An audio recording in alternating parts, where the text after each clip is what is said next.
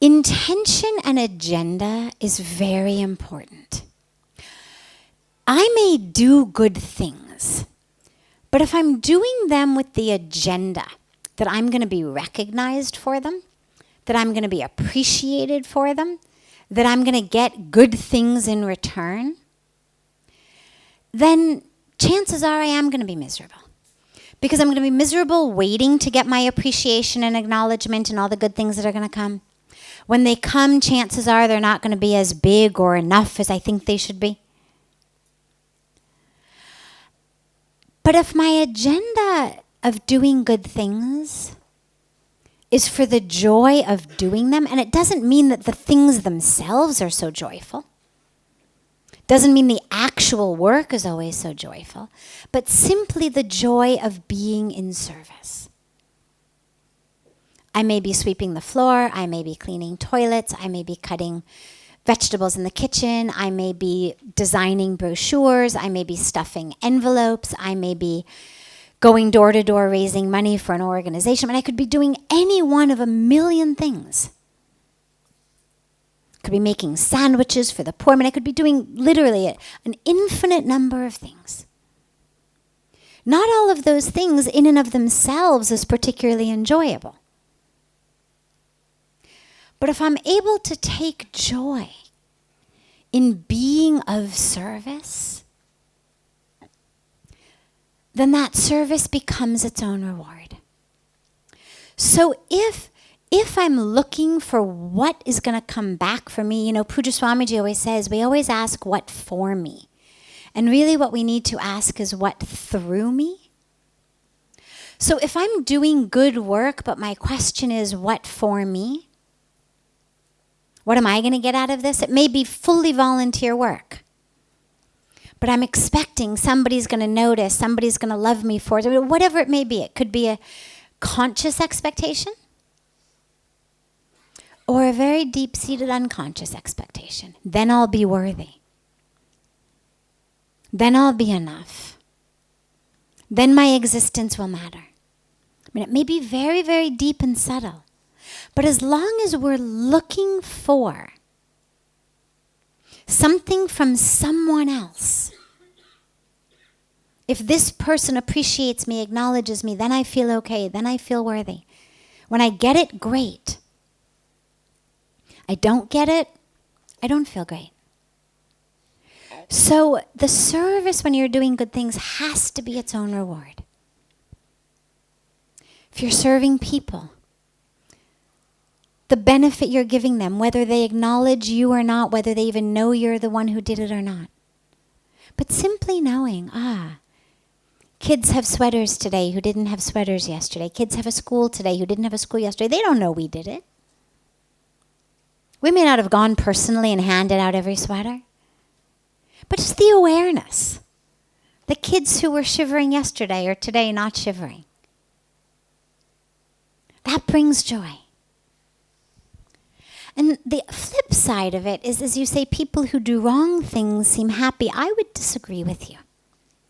I really would disagree with you. I would say that there is a drama in our world that a lot of people, most people in fact, sort of subscribe to on a surface level.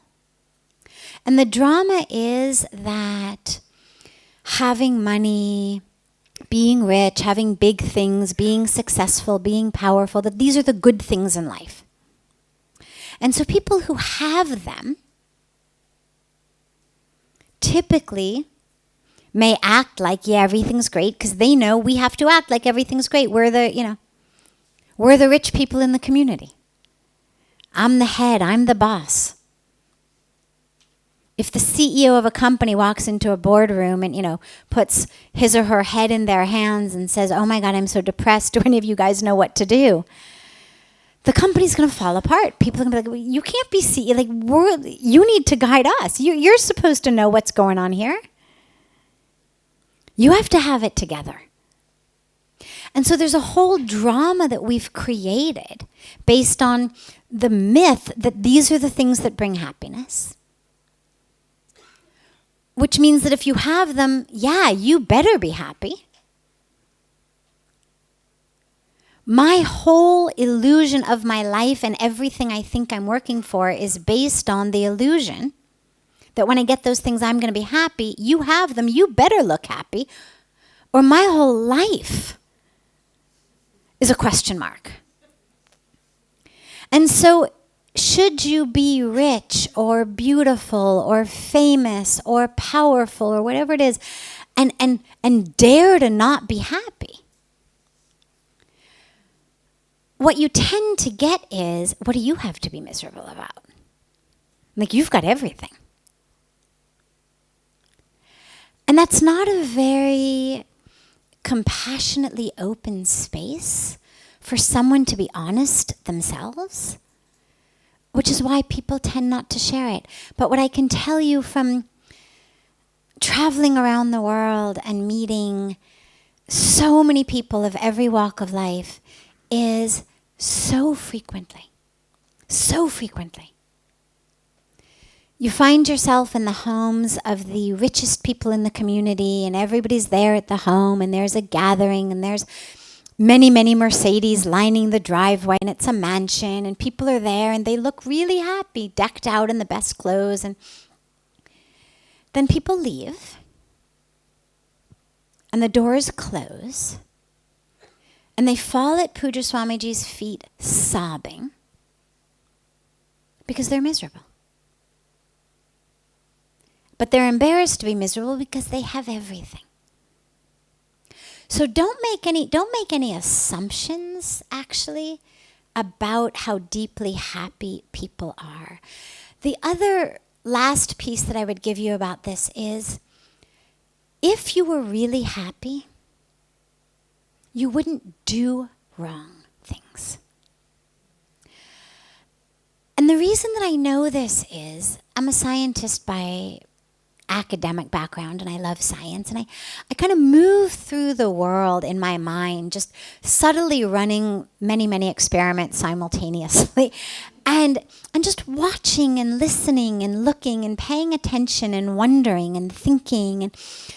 And one of the things